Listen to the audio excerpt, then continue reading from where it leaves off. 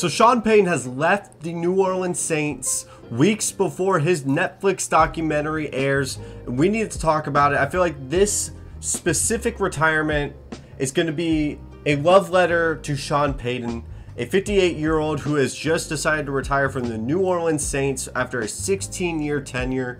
And personally, I'm not a big Saints fan, but I know greatness when I see it. And the greatness that we saw with Sean Payton is very hard to resemble. We are talking about a Saints franchise that had no Super Bowl appearances before he appeared. And not to mention, their franchise was a bottom tier of the league. They are one of the most historically losing franchises before Drew Brees and Sean Payton showed up. And after Drew Brees has left, you saw how impactful Sean Payton was. And I think into this next season, into the 2022-2023 season, we are going to end up seeing a Saints team that we're going to have expectations for, in the saying of, I think they could be in the wild card, when in reality, I think they're going to be an easy top 10 pick this year. I can get into the cap space. They are $74 million behind on cap space, but these are one of the teams that are always gurus when it comes to the cap space, so I'm not worried about that. And it's pretty clear that their defensive coordinator is going to end up being the head coach for that team. It's the smoothest transition. The reason why I think it's going to be more rocky than people realize is because Sean Payton was an offensive guru. There's a reason why he was there for 16 years, and the reason why their offense just kept their head afloat. Now, this year was an anomaly in my opinion.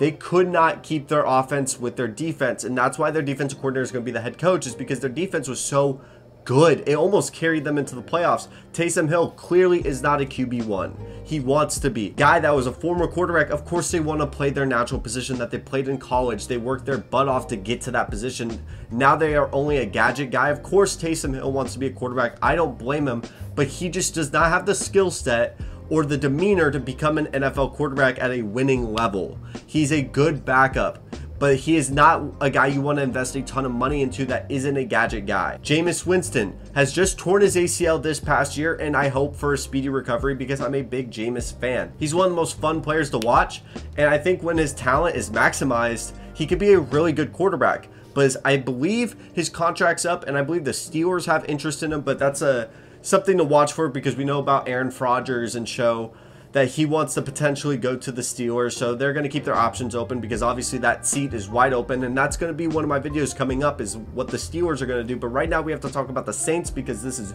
recent. I really do hope Sean Payton has a good retirement. He has had a long career full of ups and downs. You got to remember, there was the Bounty Gate, there's the Super Bowl. You went through an entire Drew Brees career.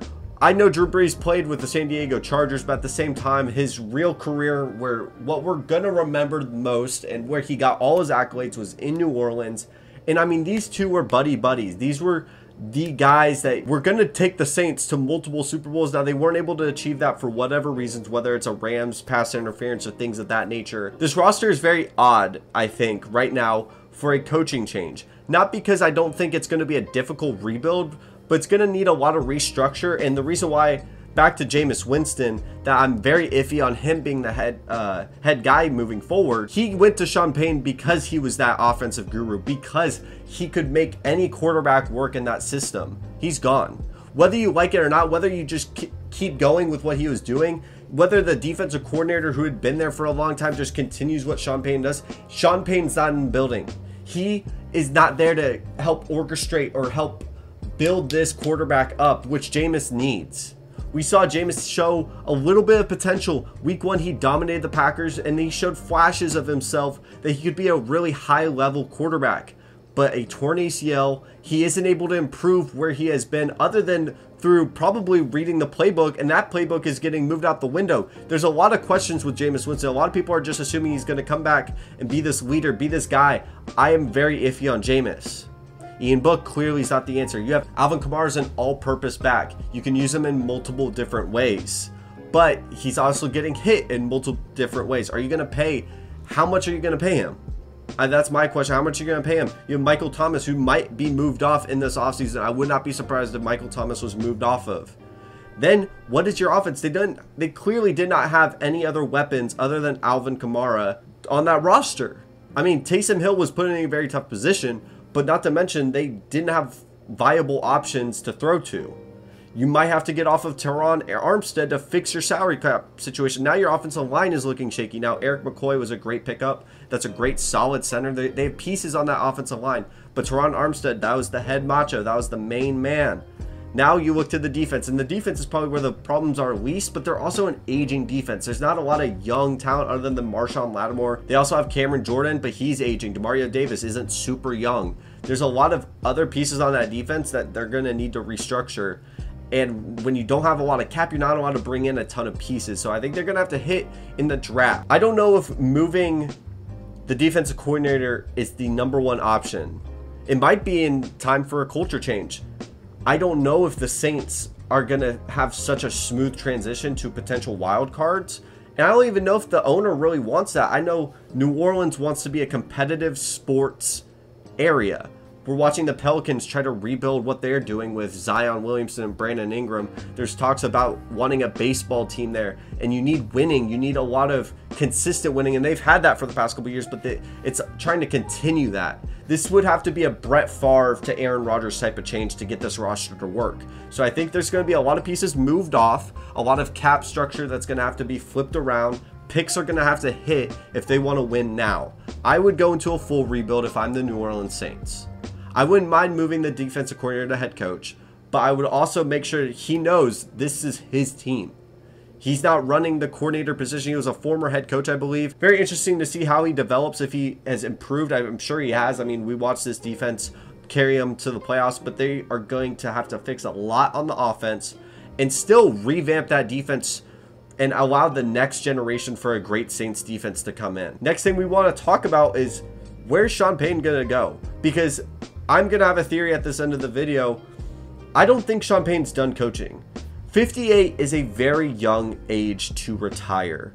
But I think in those 16 years that he did coach, a lot happened. A lot has strained on him. And I think going through this documentary, reflecting on what he has gone through, what his teams have been through, everything that has led up to, I mean, not only Bountygate happened, I mean, every Saints departure into the playoffs has been kind of controversial or chaotic. I mean, that Rams pass interference, that team looked like a Super Bowl winning team. You lose to the Vikings on that Minneapolis Miracle. I mean, heartbreak after heartbreak after heartbreak. You go through Katrina. I mean, there's so many things that Sean Payton has gone through as his tenure here.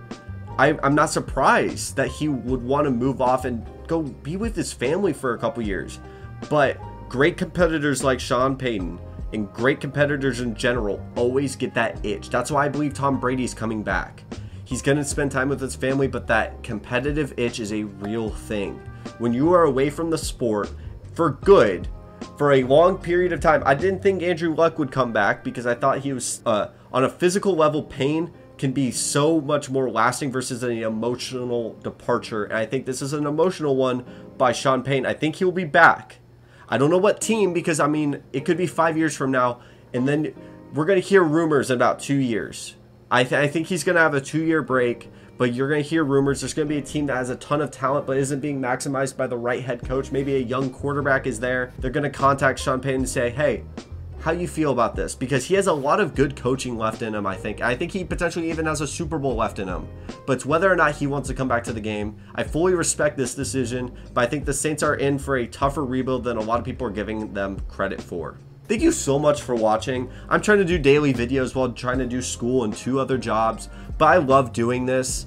And if you love my content, please drop a sub or a like or a comment. I love responding to y'all's comments. It's probably one of my favorite parts of the day, getting that notification on my phone. And have a wonderful day.